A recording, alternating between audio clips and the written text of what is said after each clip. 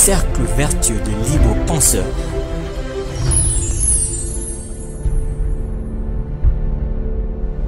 Présente Espace Républicain.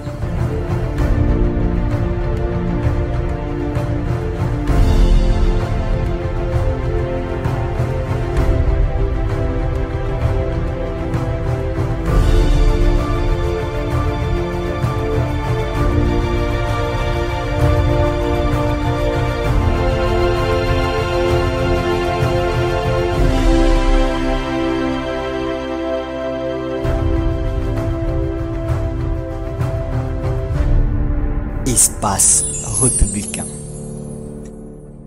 Mesdames et messieurs, amis téléspectateurs de l'Espace républicain, nous sommes heureux de savoir que vous êtes nombreux chez vous pour suivre cette édition, ces numéros que nous faisons aujourd'hui exceptionnellement dans un jardin. Nous avons voulu profiter aussi quand même de ces bonheurs qui passent pour que nous changions un tout petit peu nos habitudes. Nous avons changé ces habitudes simplement, mais nous restons le même parce que nous sommes sur les thèmes essentiels, les thèmes importants. Il y a quelques jours, il a été annoncé dans ce pays la visite de l'ambassadeur Nikki Haley, qui est ambassadrice des États-Unis aux Nations Unies. Elle est envoyée spéciale du président Donald Trump dans la région d'Afrique. Elle est venue ici après avoir été au Soudan. Elle a rencontré les différents responsables de notre pays. Elle a rencontré les présidents de la République. Elle a rencontré les présidents de la CENI, elle a rencontré les responsables dans les institutions politiques. Elle est donc venue pour pouvoir s'informer de comment les pays évoluent, pour la simple raison que la RDC, c'est un pays stratégique, un pays important. Ce qui s'y déroule ne peut pas laisser l'Amérique indifférente. Donc entre les États-Unis et la République démocratique du Congo, il existe bel et bien des liens séculaires importants. Des liens qui remontent d'ailleurs depuis la création de notre État indépendant du Congo. L'Amérique a toujours été là, mais l'Amérique et la RDC n'ont pas entretenu toujours des rapports harmonieux. Il a existé, comme dans toutes les relations, des malentendus. Nous profitons donc de cette occasion de la visite de l'ambassadrice Nikki Haley dans notre pays pour nous interroger quand même sur les rapports avec les États-Unis, dans quelle perspective ces rapports se sont construits depuis notre pays et depuis l'indépendance, mais surtout aussi quelle est la politique congolaise par rapport aux Américains, mais aussi quelle est la politique américaine par rapport au Congo. Nous sommes donc ici avec les différents éditorialistes pour pouvoir rentrer dans le vif de notre sujet, mais surtout remonter un peu la machine du temps pour comprendre. Parce que parfois, il y a dans ce pays des prises de position qui montrent que l'Amérique n'est pas d'accord avec les pouvoirs en place, et parfois les pouvoirs en place montrent aussi qu'il n'est pas d'accord avec certaines positions de l'Amérique. Où se trouve la nuance? Nous allons essayer de le découvrir.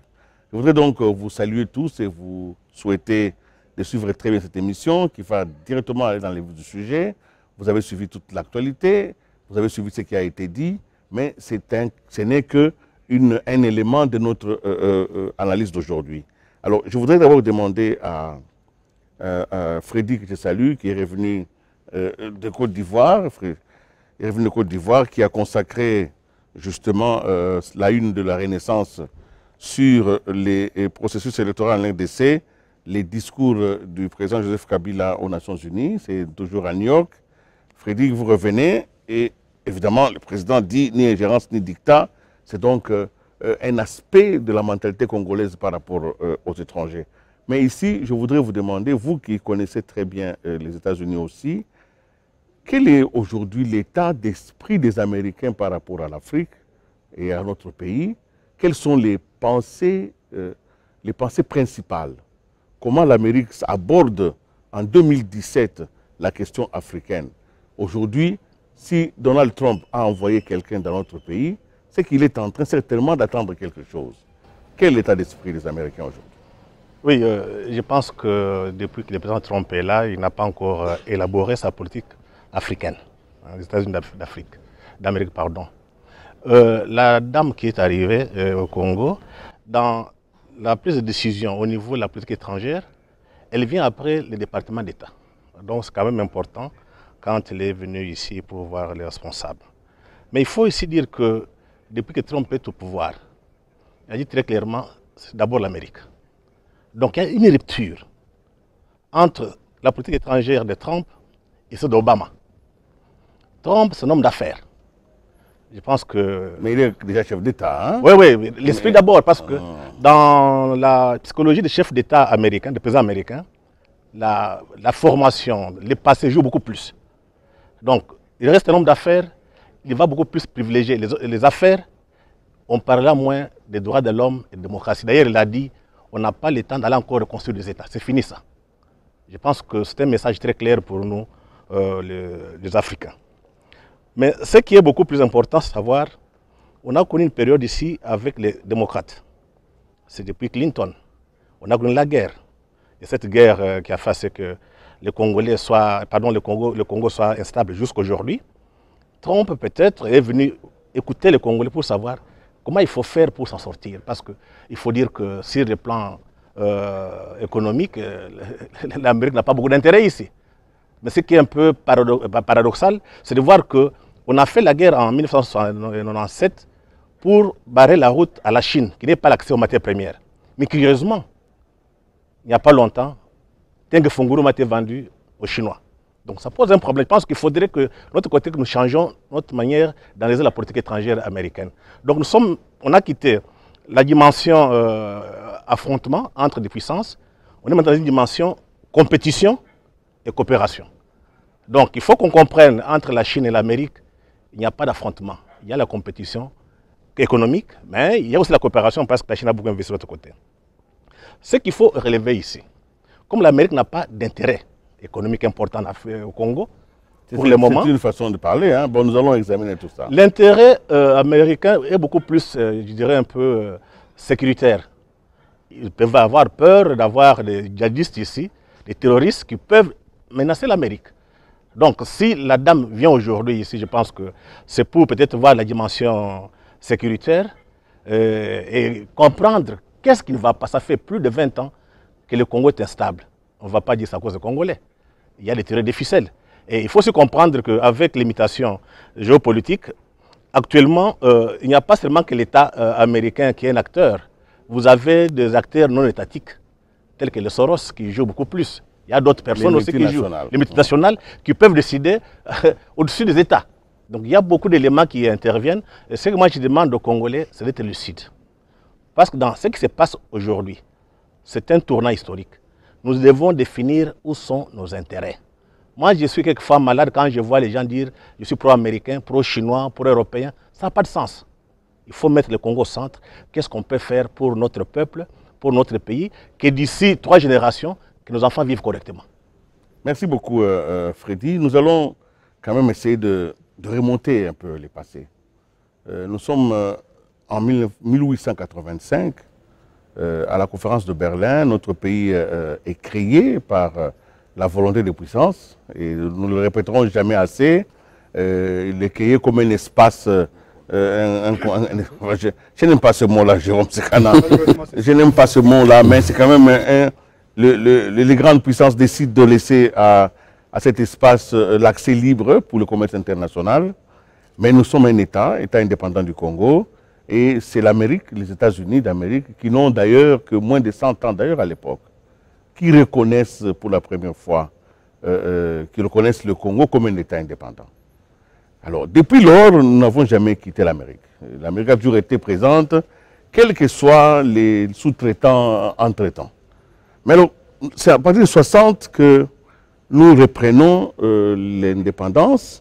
Je voudrais peut-être demander à John Ngomboa, depuis 60 jusqu'à ce jour, nous faire un peu l'inventaire. Nous avons connu combien de chefs d'État américains et quelles ont été finalement les problématiques posées face au Congo, face aux Zaïre de l'époque et au Congo d'aujourd'hui. Merci. Je voudrais d'abord remonter même avant 1885, parce que ce sont les États-Unis d'Amérique qui financent, la Compagnie des Amériques qui finance la découverte de ce qui va être la République démocratique du Congo avec les Stanley, ainsi de suite. Donc, les États-Unis d'Amérique sont très liés à la République démocratique du Congo, déjà dès le départ. Alors, ça serait encore de manière plus sensible en 1960. J'ai comptabilisé dès 1960, donc notre accession à l'indépendance, jusqu'à ce jour. Il y a 12 chefs d'État américains, dont 7 républicains et 5 démocrates, qui ont eu affaire à 5 chefs d'État congolais. Voilà, Zaïre, et ainsi de suite. Alors, en 1960, nous avons donc Eisenhower qui avait pour interface Joseph Kasavubu et en fait les couples Joseph Kasavubu et Patrice Emery Lumumba. Pour la petite histoire, c'est bien le président Eisenhower qui avait donné l'ordre à la CIA de pouvoir liquider Lumumba. Ah, ça, c'est établi historiquement. Alors là, c'est dans un contexte spécifique, c'est-à-dire les États-Unis d'Amérique viennent de décider leur politique, en fait, de consolider leur politique de containment. C'est-à-dire il faut garder l'URSS dans ses limites. À partir de ce moment-là, la RDC devient de plus en plus intéressante. Elle avait déjà été parce que l'uranium qui a servi à bombarder Nagasaki et Hiroshima venait bien d'ici. Et c'est l'union minière qui a révélé aux États-Unis d'Amérique qu'il y avait bien ces minéraux précieux que dont Einstein parlait, disait beaucoup de merveilles, qui existaient. Et je crois plus de 1000 tonnes d'uranium qui étaient disponibles. Donc en 1960, la RDC, enfin le Congo, devient aussi un point d'ancrage sérieux en Afrique pour contenir les avancées de l'URSS. Et on va dire que c'est... Cette évocation-là ne fait pas plaisir à quelqu'un à ma droite. Continuons. Et c'est donc, on va dire, c'est avec une certaine facilité qu'on a attribué à Lumumba une appartenance marxiste, ainsi de suite, comme qui dirait, qui veut noyer son chien l'accuse des rages. Donc, on est là. Après, c'est allé crescendo parce que après Eisenhower, on a eu John Kennedy. On se rappelle les bras de fer entre les États-Unis d'Amérique. Donc, on est dans ce contexte-là où les États-Unis d'Amérique essayent de contenir les assauts de l'URSS et où le président Mobutu joue sa carte. Il a été déjà contacté par la CIA et pour servir les intérêts... Oui. Enfin, il avait déjà été contacté par la CIA, donc la CIA l'avait repéré et l'a approché. Alors, il a servi pour pouvoir neutraliser et Lumumba, et Tshombe, et Kasavubu. Donc, il les a mis de côté. Voilà. Alors, donc, le président Mobutu a surfé. Je peux dire que c'est celui qui s'est, excusez-moi le terme, tapé beaucoup des chefs d'État américains. Parce qu'à lui tout seul, j'ai bien compté au moins 7. Donc, il en a aligné, quoi. Donc, on était dans un contexte où il avait la part belle. Oui, il avait la part belle. Donc, il est allé. Bon, malheureusement pour lui, il n'a pas senti les vents venir. Parce qu'il y a une politique avant la chute du mur de Berlin et une politique après la chute du mur de Berlin dans les relations internationales américaines et spécifiquement aussi en République démocratique du Congo. Et le président Mobutu n'a pas senti les vents venir. Il s'est comporté comme à l'époque de la guerre froide. Et on a dû les rappeler à l'ordre quand il dit comprenez mon émotion. Mais en réalité, il n'a jamais fait de manière volontaire. C'était une contrainte par les États-Unis d'Amérique qui lui ont dit, ben voilà monsieur, maintenant on est dans la bonne gouvernance, on change des cartes et il faut passer à autre chose. Et il a tardé à comprendre ça. Et c'est ainsi que les États-Unis d'Amérique qui passaient maintenant à autre chose parce qu'ils voulaient consolider la démocratie, ils voulaient de nouveaux dirigeants, les Museveni et les Kagame, ils sont venus dans la foulée, ainsi de suite. C'est ainsi qu'ils ont coopté Laurent Désiré Kabila. Mais une fois de plus, ils ont eu un sérieux bras de fer parce que par rapport à ses propres convictions et par rapport à son caractère, Laurent Désiré Kabila n'a pas été facile à manipuler par les États-Unis d'Amérique et la suite, on la connaît. Bon, donc je peux dire que aujourd'hui, ça a un tout petit peu changé dans la mesure où les États-Unis d'Amérique, dans leurs relations avec la RDC, il n'y a pas que seul. Il y a maintenant les acteurs non étatiques qui sont rentrés en danse. Oui, qui sont rentrés en danse. Et on va dire que la politique américaine déblaye les terrains pour que les multinationales puissent venir investir. Et donc c'est dans ces contextes-là qu'on s'est retrouvé avec Joseph Kabila et avec tous ces remue-ménages dans la zone, c'est qu'il y a un soubassement des affaires avec les multinationales et la politique, on va dire, internationale des États-Unis d'Amérique par rapport à la RDC sert à déblayer beaucoup plus les terrains et puis... faire venir les multinationales. Oui. Mais je voudrais quand même demander à Jérôme Sekana, tout à l'heure, Freddy a dit qu'il n'y avait pas d'intérêt américain ici. Ça m'étonne quand même que... Il y a quand même des choses américaines ici. Les Américains ont quand même certaines entreprises ici. À moins qu'il n'y ait rien, c'est très bon. Vous savez, les États-Unis sont considérés comme la première puissance militaire et économique.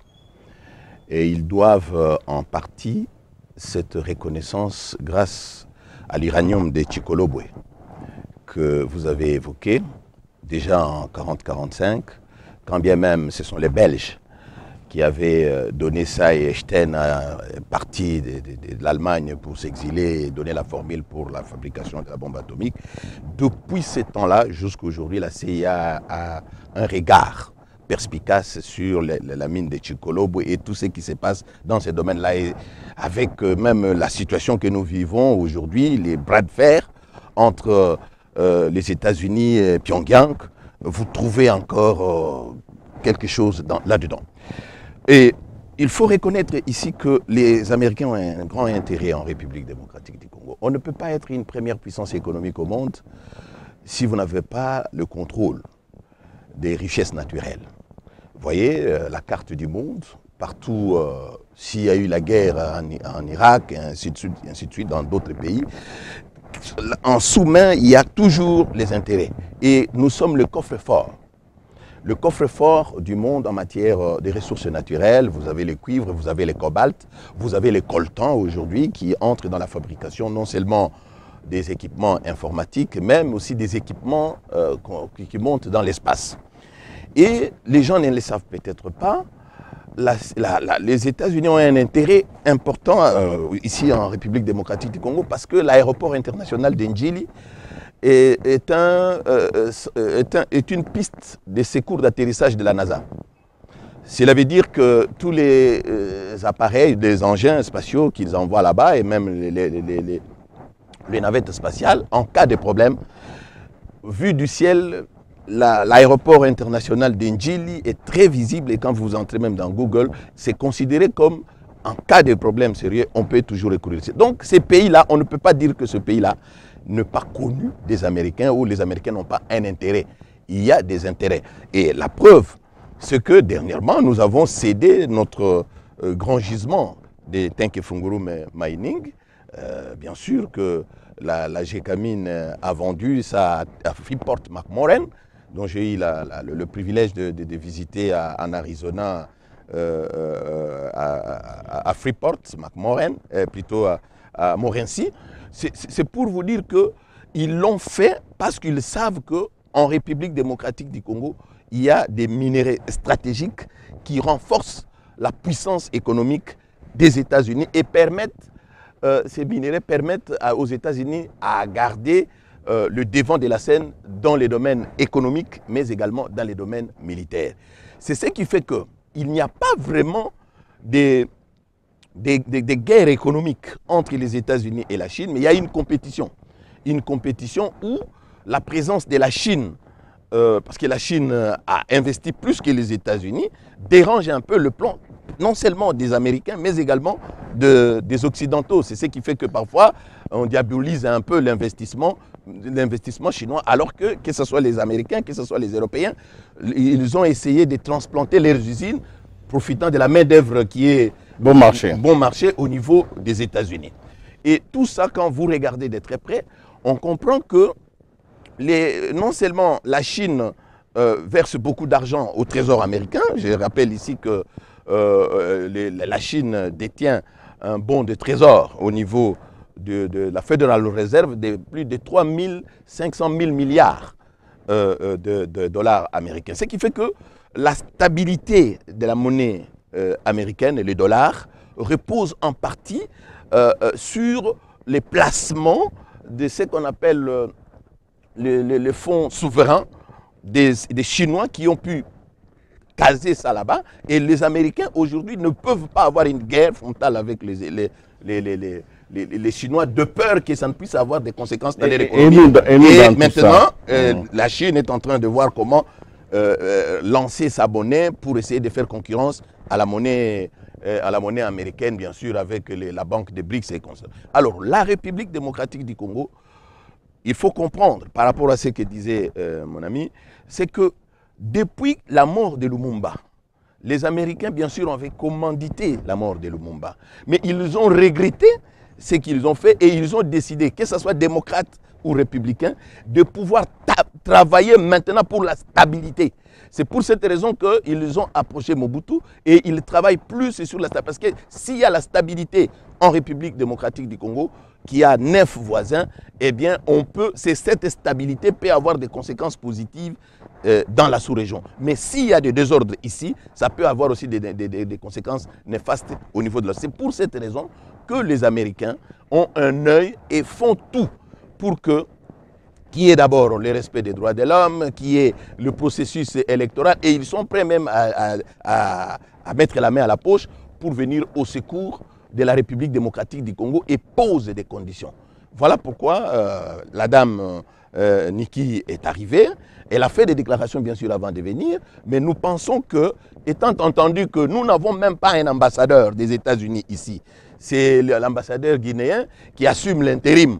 Et le président américain n'a pas encore défini sa politique pour le Congo. Pas seulement pour le Congo, pour toute l'Afrique. Il n'a pas encore défini la politique.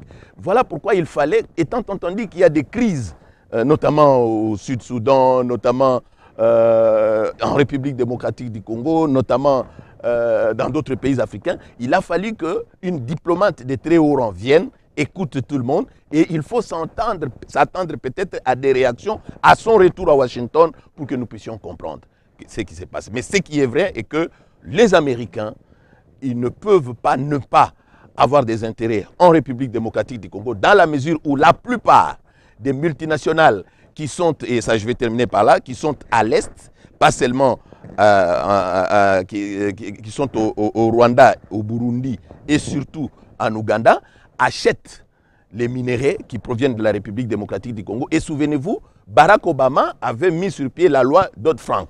Cette loi Dodd-Frank avait permis de retracer, c'était dans le même souci. Maintenant, quand Trump arrive, il casse la loi Dodd-Frank. Maintenant, il remplace ça par quoi? Il faut maintenant faire en sorte que les opérateurs, donc les multinationales qui opèrent pour l'intérêt des États-Unis aussi, le fassent le plus proprement possible, sans effusion de sang. Et surtout qu'il y a des rapports, vous voyez comment Hillary Clinton est venue, ce qu'elle a fait comme déclaration à l'Est en ce qui concerne les viols des femmes et tout ça. Pour ça, les Américains disent qu'il faut mettre un terme. Et c'est ce qui fait que les Américains tirent à boulet rouge au niveau des Nations Unies en disant que nous déboursons, parce que les États-Unis sont le plus grand contributeur dans les financements de la MONUSCO. Ils disent que nous donnons beaucoup d'argent, vous êtes une institution budgétivore, mais sur le plan efficacité sur le terrain, les résultats sont maigres, c'est une montagne qui accouche d'une souris sécuritaire. Merci beaucoup, Jérôme. C'était les intérêts américains au Congo, mais quels sont les intérêts congolais? Les Congolais aussi s'intéressent à l'Amérique. Est-ce que nous pouvons les identifier, peut-être à titre individuel? Bruno, on voit beaucoup les Congolais parler d'Amérique ici. Merci beaucoup, Willy. Mais vous permettrez que j'emboîte le pas à Freddy Moulumba et à Jérôme Sekana pour noter que la dame, l'ambassadeur qui visite la RDC aujourd'hui, Nikki Haley, c'est une grande personnalité dans le monde diplomatique américain. C'est pratiquement parmi les hommes clés du président. Elle a presque le rang du ministre. Parce qu'aux États-Unis, avec le système présidentialiste, le vice-président qui est un colissier du président ne joue pas vraiment un grand rôle dans la sphère décisionnelle. C'est le secrétaire d'État américain, comme l'a dit Freddy, qui est considéré d'ailleurs comme le premier ministre. Et Nikki Haley, en tant qu'ambassadeur des États-Unis auprès des Nations Unies, c'est pratiquement elle qui représente l'Amérique dans le Conseil de sécurité des Nations Unies. Donc quand vous entendez les États-Unis ont imposé les veto par rapport à telle décision, donc c'est elle qui agit. Et nous avons connu des ambassadeurs des États-Unis auprès des Nations Unies qui étaient très puissantes, comme les Susan Rice, qui pratiquement était dans l'antichambre pour devenir secrétaire d'État dans le deuxième mandat d'Obama.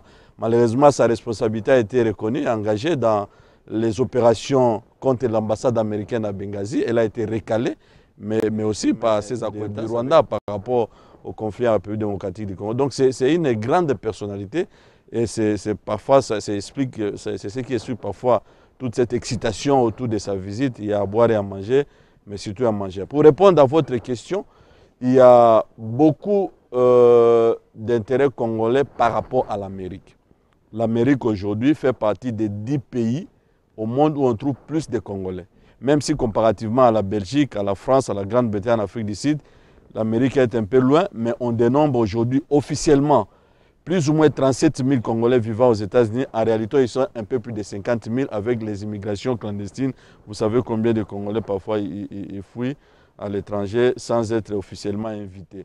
Mais au-delà de ça, parce qu'avant, au commencement de ces mouvements d'immigration, il y avait ce qu'on a appelé les corps de paix, les Peace of Corps, créés par John Kennedy avec sa sœur Eunice Kennedy, une organisation, on peut dire une agence américaine dont le rôle est de favoriser la paix et l'amitié à travers le monde. Le corps de paix a envoyé plus de 200 000 délégués à travers le monde dans plus de 139 pays au monde, et dont le rôle était de favoriser un peu le développement dans les secteurs comme la santé, l'agriculture, l'éducation, mais aussi la lutte contre le sida et la protection de l'environnement, en s'appuyant sur des structures comme le gouvernement, les ONG et les écoles et tout. Mais après, le corps de paix a, si on veut faciliter les termes, se déplace au DV Loterie. Chaque année, il y a un peu plus d'un demi-million de Congolais qui jouent au DV Loterie. Malheureusement, la récolte est faible parce qu'il y a autour de 5 000 visas qui sont donnés, donc pratiquement 1% de la demande. Et le DV Loterie a augmenté de manière exponentielle le nombre de Congolais vivant aujourd'hui aux États-Unis, même si comparativement aux communautés comme le Nigeria et le Ghana, le Congo est de très loin. Leur quota est déjà terminé. Voilà, leur quota est déjà terminé. Mais qu'est-ce qui représente aussi l'intérêt par rapport aux Congolais pour l'Amérique? C'est que l'Amérique, c'est un pays stable. C'est un pays de liberté, c'est un pays de développement. Aujourd'hui, vous avez aux États-Unis des États comme l'Iowa, même le Nevada, où le taux de chômage est moins de 5%. C'est-à-dire que si on est courageux, si on est battant, on peut s'insérer facilement. Dans les processus. Comme disait une de mes tantes, c'est-à-dire que c'est le pays où on peut s'enrichir à partir de son courage et où on laisse à tout le monde la liberté de se mouvoir. Il n'y a pas vraiment même le racisme qu'on nous présente, c'est à des proportions vraiment limitées. Aux États-Unis, il n'y a pas de vous venez quand, vous rentrez quand, non. Et je sais que parmi nous, il y a des chinophiles. Mais aujourd'hui, les États-Unis, c'est quand même la première destination, en tout cas, l'une des destinations les plus prisées des Congolais. Ouais. C'est-à-dire que si on voit aujourd'hui le volume de demandes de visas, que ce soit des visas de tourisme ou des visas d'immigration, on ne peut pas comparer les États-Unis aux pays comme l'Afghanistan. Il va très loin, chercher la comparaison. Merci, merci beaucoup. Les États-Unis et le gouvernement congolais et le gouvernement américain sont obligés de collaborer. Quand vous avez un gouvernement, un État, par exemple, vous avez plus de 50 000 de vos ressortissants, de vos fils et filles qui vivent dans ces pays-là, vous devez vous intéresser à ces pays-là. C'est ce qui explique notre volonté, notre souhait, le souhait de tous les Congolais de voir une normalisation des relations entre l'Amérique et la RDC. Et les Congolais, les intellectuels, seront très pressés de savoir quelle sera la politique américaine, plutôt la politique africaine et congolaise de Donald Trump, et avec l'ambassadeur Haley. Il faut noter, c'est la toute première fois qu'elle arrive visite la RDC, si pas toute même l'Africain. Merci beaucoup Bruno Mbolisson. Et on se rend bien compte que les deux nations ont quand même des points de connexion. Oui. Mais si vous permettez, parce que là je n'ai pas ajouté, il y a une présence américaine assez significative dans les investissements. Vous avez les structures de l'agence, j'ai parlé des corps de paix, mais il y a aujourd'hui l'ISAID qui chaque année débourse un peu plus de 10 millions de dollars dans des structures comme la lutte contre le VIH-Sida à travers la distribution de la Chine donne des milliards. Il y a les moustiquaires imprégnés d'insecticides. Mais c'est pas peu. Non, c'est quelque chose. On va même pas faire la discussion. Il y a une forte présence américaine. Mais la Chine ne donne pas aux ONG. Ici. La Chine ne parle pas beaucoup. Elle aide l'État congolais. Elle ne parle pas beaucoup. Non, ne donne pas aux ONG. Elle fait partie des principaux bailleurs de fonds de la RDC.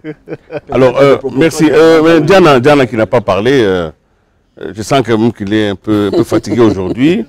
Les sujets ne l'intéressent pas beaucoup aujourd'hui. Hein. Il n'y a personne à croquer.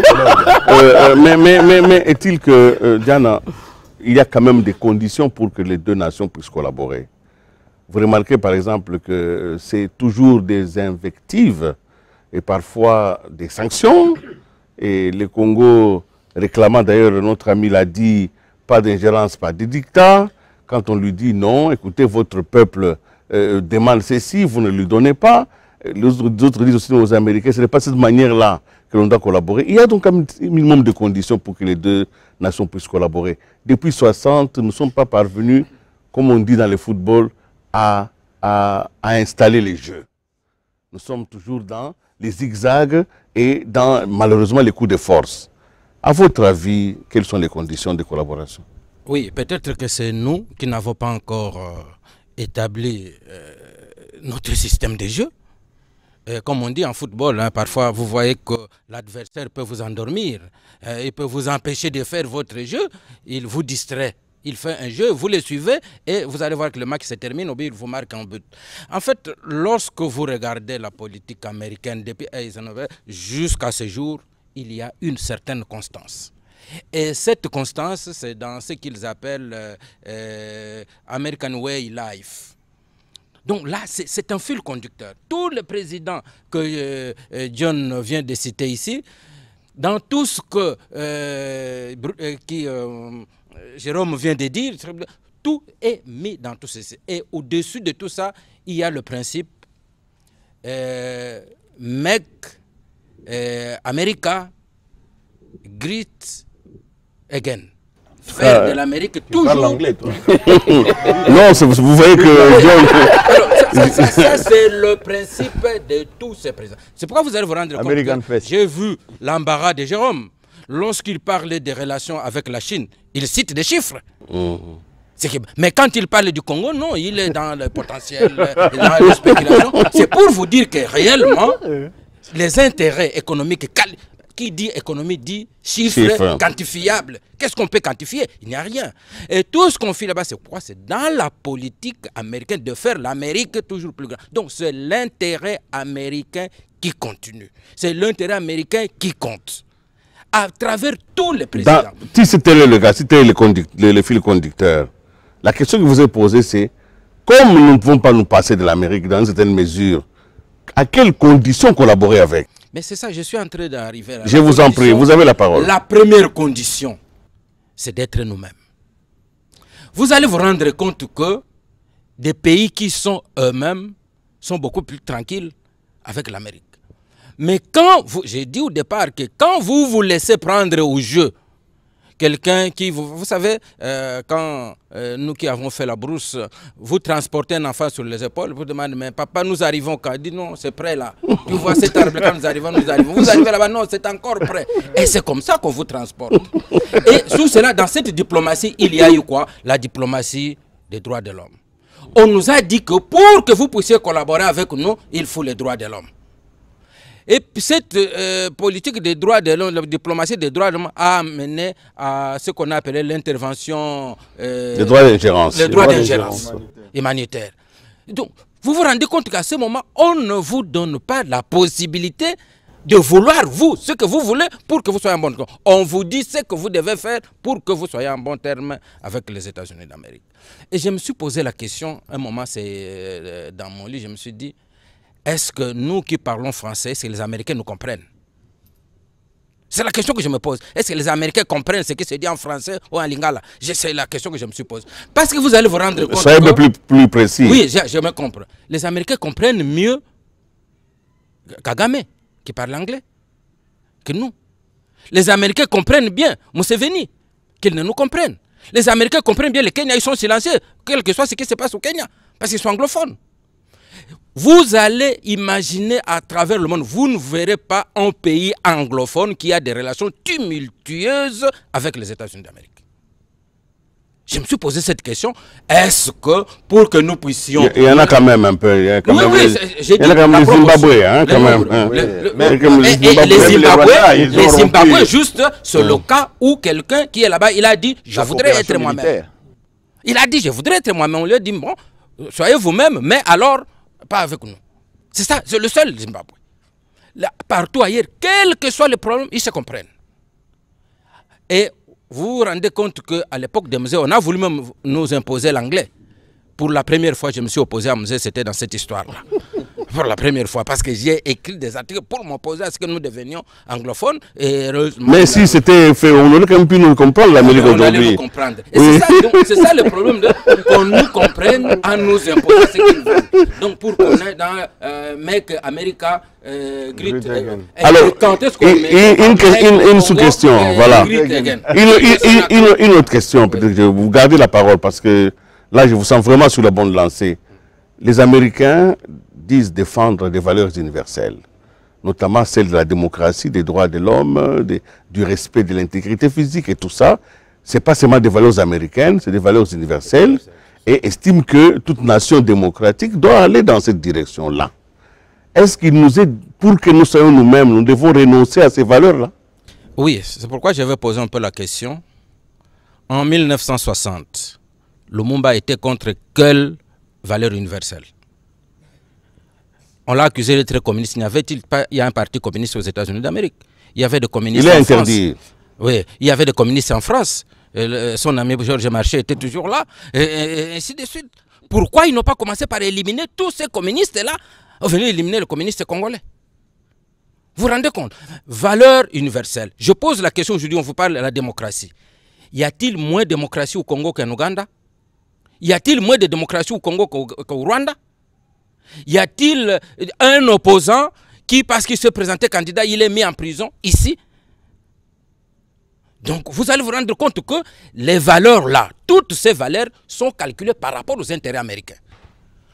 Vous n'êtes pas pour... Vous ne défendez pas nos intérêts, nous vous imposons cette diplomatie de droits de l'homme, cette diplomatie de tout cela.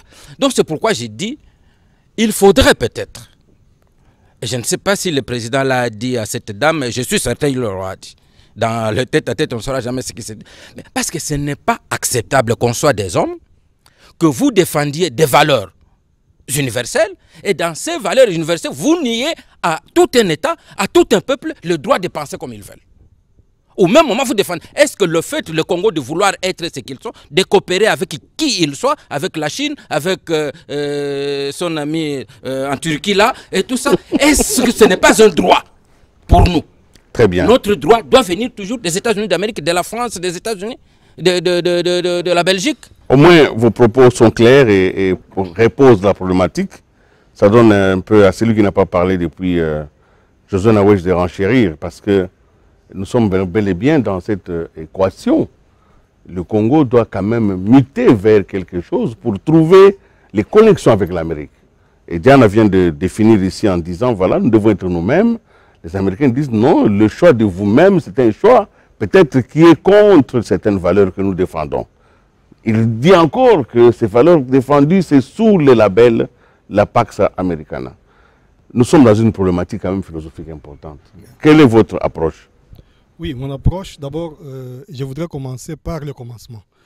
Le débat qui nous concerne aujourd'hui, c'est un débat qui transcende les catégories du genre pouvoir-opposition. C'est un débat vraiment national. Et le commencement, c'est quoi? Nous parlons des relations internationales, donc des relations entre États. Nous sommes, nous, Africains, l'un des rares peuples à croire encore à une vision idyllique, angélique, j'ai presque envie de dire religieuse de rapport entre États. Le rapport entre États se base sur l'intérêt. Pas d'intérêt, pas d'action. C'est le principe. Donc nous ne pouvons pas en vouloir à tel pays, à tel autre, parce que tel pays fait sa politique en fonction de ses intérêts vitaux.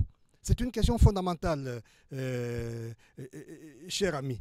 Quand vous voyez l'évolution de la politique étrangère des États-Unis, mutatis mutandis, politique africaine, mutatis mutandis encore, politique congolaise, ça obéit justement à ces curseurs-là qu'on appelle intérêt. Quand il n'y a pas d'intérêt, il n'y a pas d'action en relation internationale. Il n'y a que nous, au Congo, nous croyons religieusement que tel pays, tel autre pays vient ici pour notre bonheur, parce que par compassion. Il n'y a pas de compassion, il n'y a que d'intérêt. Willy, c'était extrêmement important, pas seulement par rapport aux Américains, mais par rapport à tous les peuples du monde. La difficulté que nous avons, c'est d'identifier, nous comme peuple, identifier aussi nos intérêts vitaux et articuler une politique pour défendre ces intérêts vitaux. Sur la scène internationale, il n'y a que ça. Nous devrions comprendre cela. C'est la première chose. Et deuxième chose, nous avons dit beaucoup de choses ici sur l'Amérique. Peut-être qu'on aurait pu voir, nous tous, Alexis de Tocqueville. Alexis de Tocqueville, il a fait de la démocratie en Amérique. Ça a été publié en 1835. Il a vu cette démocratie américaine naître, qui est née sur la base du mot liberté. Diana qui me prête l'anglais, je crois que c'est freedom. Liberté individuelle. Et on ne comprend rien à l'Amérique si on n'a pas lu Alexis de Tocqueville pour nous les francophones. Il y a plein d'autres livres, mais c'est un livre qui renseigne un peu sur l'état d'esprit de l'Amérique. L'Américain, c'est qui? C'est quelqu'un qui fonde sa vie sur la liberté, y compris par rapport à ses propres institutions. Ça, c'est extrêmement important. Et donc, Donald Trump et Willy a raison. Donald Trump, quand il est élu, nous ne passons pas le temps, nous ne le comprenons pas si nous ne le situons pas d'abord sur l'échiquier politique américain. Donald Trump n'obéit pas aux catégories républicains et démocrates. S'il est républicain, c'est par commodité de langage. Il ne l'est pas.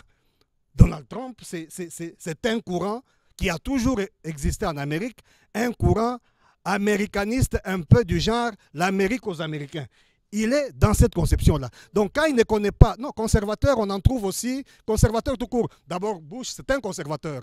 Donald Trump, c'est plus qu'un conservateur. C'est un courant qui aborde même les catégories officielles, qui estime même que Washington brime l'Amérique.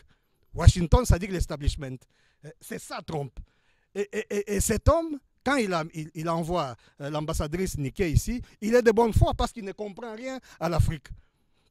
Parce qu'il estime aussi, et nous sommes un peu dans l'hypocrisie, cher Willy, l'Amérique a besoin de nous pour des raisons davantage géopolitiques. Hier comme aujourd'hui, John a commencé à le dire, l'intérêt de l'Amérique est d'abord géopolitique avant d'être économique. Et vous verrez d'abord que par rapport à l'Afrique, parce qu'on a parlé de la Chine, les investissements chinois en Afrique, c'est le quadruple. Donc l'Amérique, c'est le quart des investissements chinois en Afrique, quand vous comparez les deux.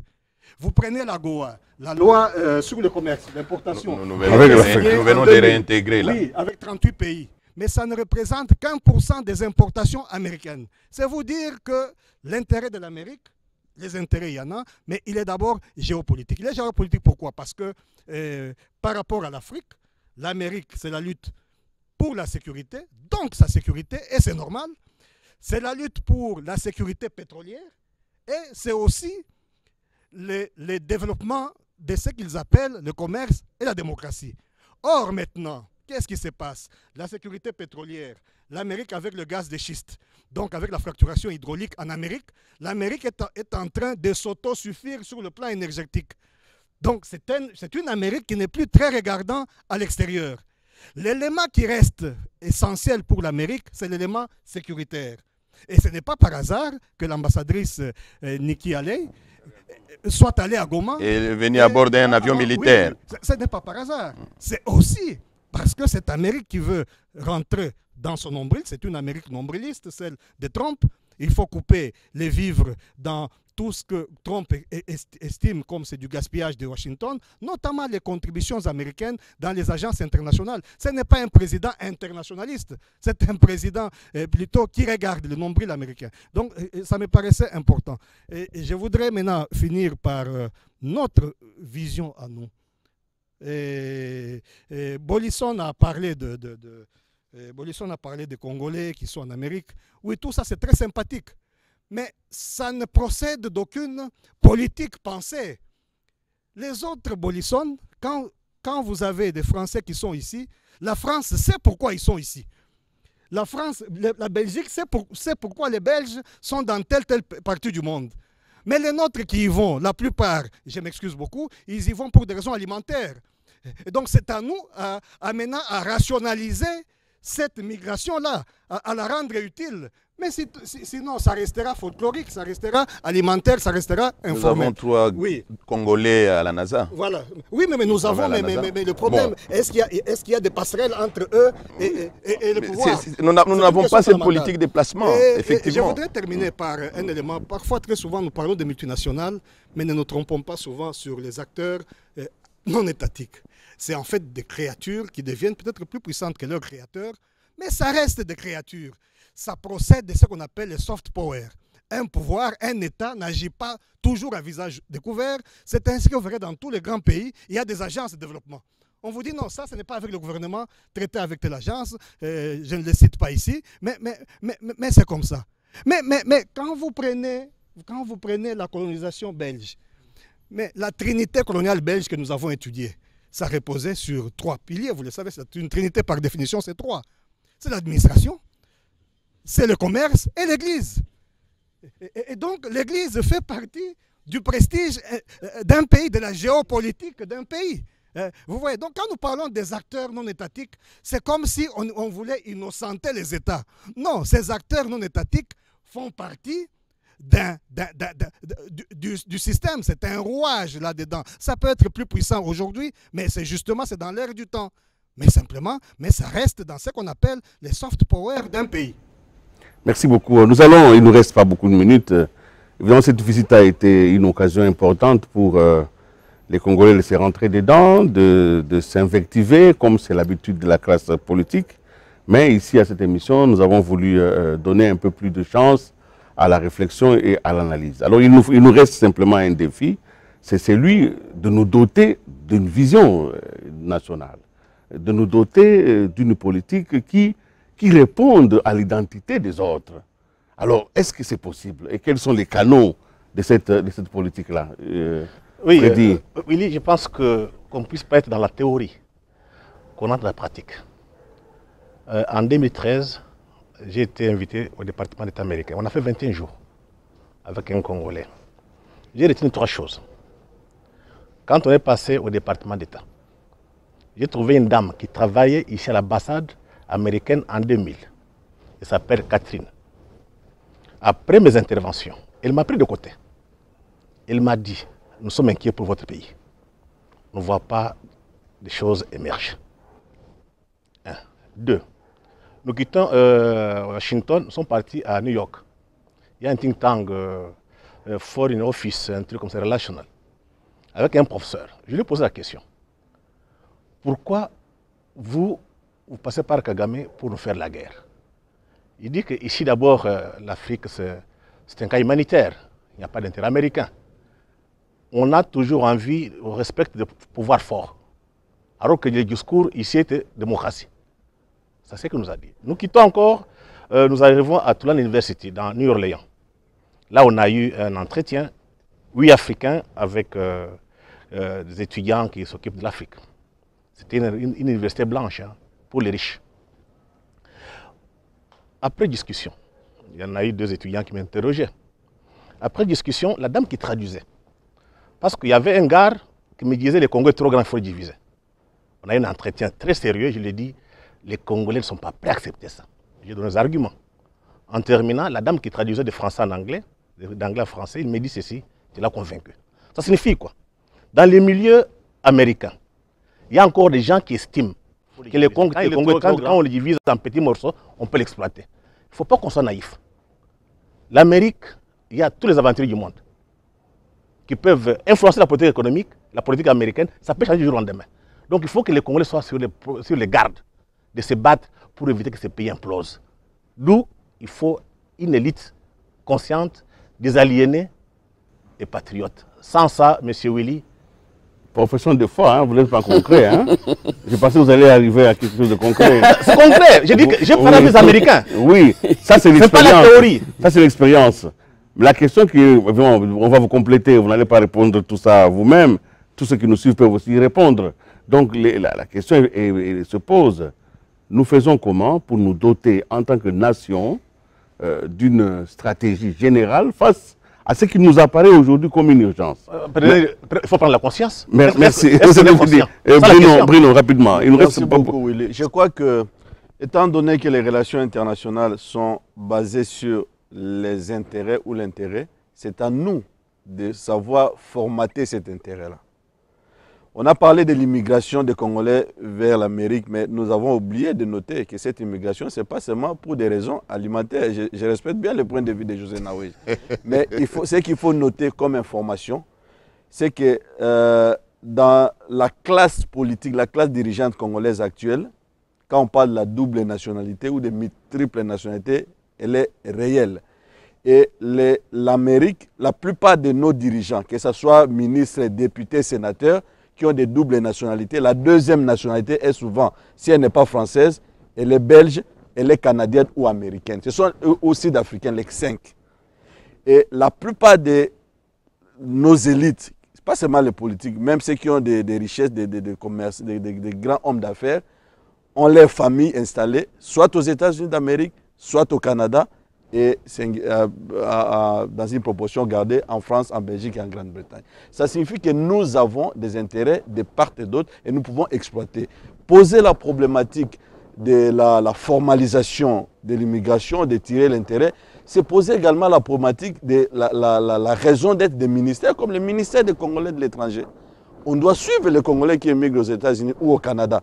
Si se sont fait des richesses là-bas, comment revenir, ramener ces richesses ici? Comment faciliter les investissements? Il y avait un débat intéressant à l'Assemblée nationale, je crois à l'époque de Kamere, mais il n'a pas été poursuivi. Je crois que c'est le lien de les faire. On peut les accorder des facilités en termes d'investissement et ça peut être excitant. Jérôme a parlé des Congolais qui sont à la NASA.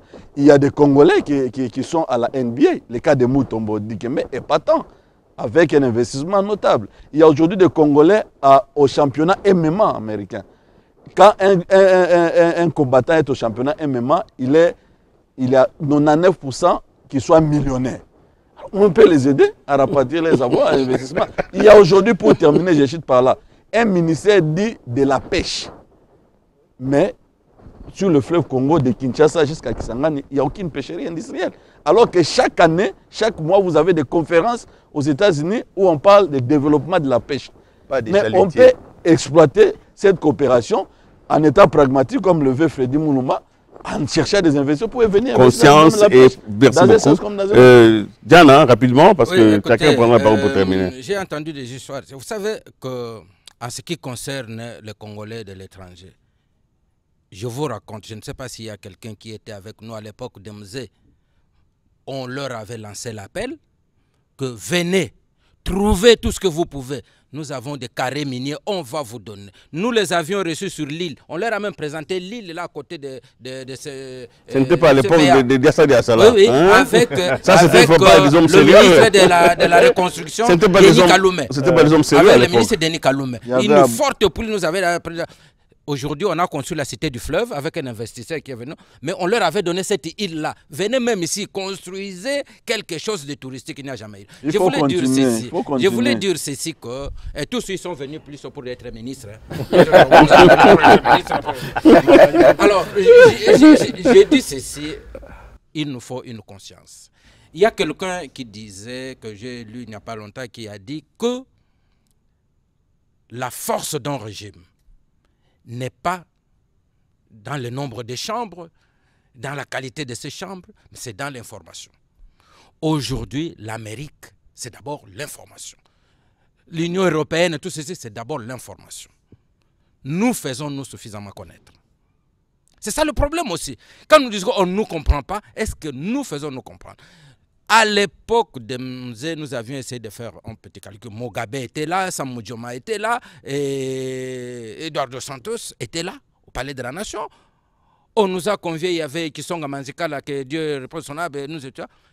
Ils nous ont fait dire cela que vous, avec vos journaux qui ne s'arrêtent qu'ici, comment vous voulez qu'on nous comprenne? Nous devons compter sur vous pour que ne fût-ce que vos journaux soient sur Internet.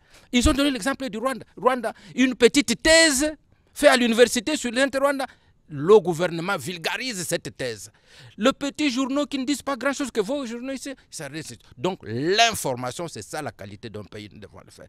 Et on doit savoir aussi, on l'a dit ici, qu'il n'y a pas d'intérêt. Aux États-Unis d'Amérique, pour le président, quand il arrive d'abord, comme homme, c'est l'intérêt américain, c'est-à-dire il est tendre avec les Américains, il peut faire tout ce qu'il peut faire pour les Américains. Mais à travers d'autres États, il y a ce que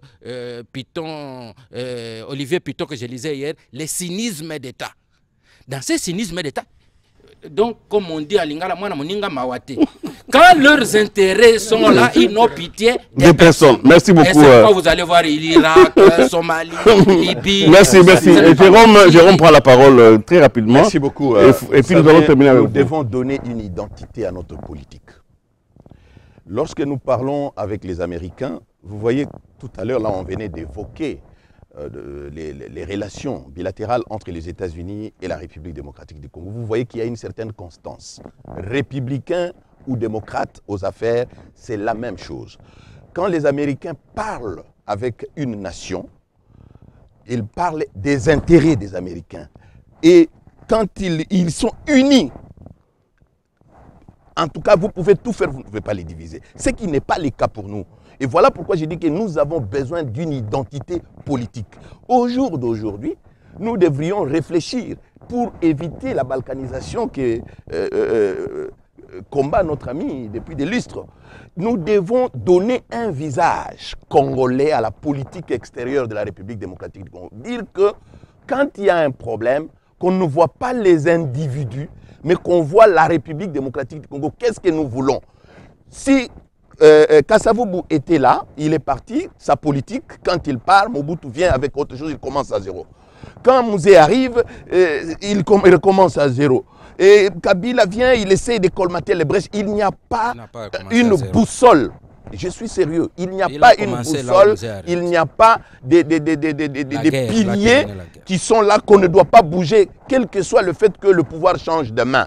Voilà pourquoi moi j'ai dit, nous devons donner une identité politique à notre pays pour faire en sorte que lorsqu'il s'agit des intérêts de la République démocratique du Congo, nous puissions parler d'une seule voix, nous puissions parler et mettre sur la même longueur d'onde, quel que soit le pôle dans lequel on se retrouve, que le politique nous entende, dans l'opposition comme dans la majorité. Qui nous entendent. Et ça nous manque. Merci. Et John Lomba, rapidement. Oui, rapidement. J'ai dit que la politique internationale, c'est en fait la superstructure qui nécessite une infrastructure. Et c'est ce qu'on évoque ici, l'identité, la cohésion et tout ça. Ça nous manque pour pouvoir nous exprimer. Ce qui fait que, depuis l'époque, nous sommes souvent sujets. Il faut que nous devenions des acteurs de la politique internationale. Et on n'a même pas besoin d'inventer l'eau chaude parce qu'elle existe. Si on s'inspire simplement de ce qui motive les Américains, qu'est-ce qu'ils cherchent à travers le monde. Moi j'ai retenu deux choses essentielles. Il y a l'intérêt sécuritaire ou les intérêts sécuritaires. Soyons réactifs, exprimons-nous par rapport ou positionnons comme acteurs dans les domaines sécuritaires. Il y a l'économie. Positionnons comme acteurs dans le monde économique. Je pense que le reste viendra avec ça. Merci, José. Nous allons terminer avec vous. Oui, je crois que c'est le nous qui nous manque. Vous voyez, nous avons du mal à articuler le nous. Un pays, c'est d'abord un nous. Il n'y a pas de nous. Je crois qu'il y a une semaine, on a vu 5 anciens présidents américains à une manifestation. Ouais, c'était les Golf. Oui. Mais le message, c'est quoi? Ils ont récolté des millions. Oui, pour le nous. Ouad est venu ici. Je vais remonter jusqu'en 90. Ouad est venu ici. Après Ouad, comment il s'appelle, Brahimi est venu ici. Après Brahimi, il y a eu... Les battes, tout ça. Les battes, c'est récent. Les battes, c'est récent. C'était le premier à venir ici, le débat. Oui, mais il était dans les... Bon, c'est un épiphénomène, ça. Il était dans les valises des autres. Bon, je parle de principaux. Jusqu'à Niki qui vient demain. Quand Niki vient, quand l'ambassadeur qui est arrivé depuis hier, quand l'ambassadrice américaine est ici, mais où est-ce qu'elle va entendre le nous? Elle va entendre des gens qui s'entr'accusent, des Congolais qui s'entr'accusent, une Américaine qui vient pour défendre ses intérêts sur notre sol, mais nous sommes en train de nous entreaccuser. J'ai fait un éditorial ici en attendant Niki Ley. Je crois il y a 2 semaines, tout le monde attend Niki Ley. Nous attendons Niki Alei. Niki Alei va arriver. Niki Alei va arriver. Mais et si Niki Alei arrive? Les juges du tribunal. Et si Niki Alei arrive, Willy, il trouve que la majorité et l'opposition, sur l'essentiel, ont le langage du nous. Ça change tout. Mais ça ne changera pas parce qu'il ne faut pas nous faire d'illusions. Il y aura déjà des vainqueurs et des perdants après son départ. C'est ce qui est terrible. Je voudrais finir par... c'est quand même un point important. Ça fait mal, hein? La maîtrise de notre migration. Conscience. Cher ami. Ailleurs, les gens qui partent à l'extérieur, ils obéissent à une politique bien précise. Nous allons dans tel pays en formation parce qu'il nous manque ça. Y compris dans les domaines des sports. Comme les Chinois. Oui, ils ont fait depuis les années 20. Voilà. Ils sont allés en Europe pour apprendre. Le problème, c'est que chez nous, on s'échappe. On ne part pas. On s'échappe du pays pour aller en Afrique du Sud. Et tous ces gens-là ne sont pas comptabilisés. Et tous ces gens-là, ils peuvent rentrer aujourd'hui. Il a été à la NASA, il a été partout, mais il va faire longtemps ici. Il n'y a aucun officier qui le recevra. Vous comprenez ce que je veux dire? C'est que le problème... pas une politique de placement. Plus fondamentalement, il faut que c'est nous-là, que nous créons le nous. C'est nous qui va nous permettre d'avoir une identité, comme tu l'as dit, d'avoir une prise de conscience. Quand il n'y a pas ce nous, nous serons toujours comme ça. Après Niki Alei, voilà, nous sommes en train de... Il y a des gens qui ont même évoqué Bill Richardson. Merci avec beaucoup. Un sourire, non, il était venu annoncer. Mais est-ce que c'est normal que 20 ans après, il y ait encore des gens pour venir vous annoncer que non, et c'est fini? C'est qu'il y a un problème fondamental. Parce que celui à qui on annonce aujourd'hui, dans 20 ans, on viendra annoncer à quelqu'un d'autre aussi que c'est fini pour toi. Si nous ne changeons pas. Vivement le nous. Merci beaucoup. Merci à tous les éditorialistes. Vous avez été d'un grand apport dans cette émission. Nous avons compris à peu près que notre nation a besoin de s'affirmer en tant que telle. Et c'est José Naouej qui nous prête le mot de la fin en disant présentons-nous comme un nous, présentons-nous comme une unité devant dans la politique internationale. Une nation est perçue comme une unité. C'est peut-être à l'intérieur, c'est comme un corps humain. Quand vous vous présentez à votre ami, évidemment, vous avez vos organes, mais vous êtes d'abord un être à part entière. On vous voit comme Jérôme Sekana, on ne voit pas les jambes, les pieds, les bras, non, on voit d'abord l'unité que vous constituez. C'est bien un défi majeur, et la nature nous apprend, et la nature nous a appris à nous considérer comme une unité. Notre pays est une unité. Une unité ne peut subsister que là où il y a une unité de pensée, il y aura une unité d'action, une unité de sentiments, il y aura une unité de conviction, même dans la diversité des organes. Mesdames et messieurs, c'est par ici que nous mettons un point final à cette émission Espace républicain que nous avons consacrée en prenant prétexte de la visite de l'ambassadrice des États-Unis aux Nations Unies, Madame Niki Alei, qui est venue et qui est repartie, et sans doute qui aura laissé un pays moins divisé si vous avez suivi cette émission. Nous avons pris le pari qu'il y ait moins de divisions parmi nous pour que nous soyons responsables face aux autres. Au revoir et à la prochaine.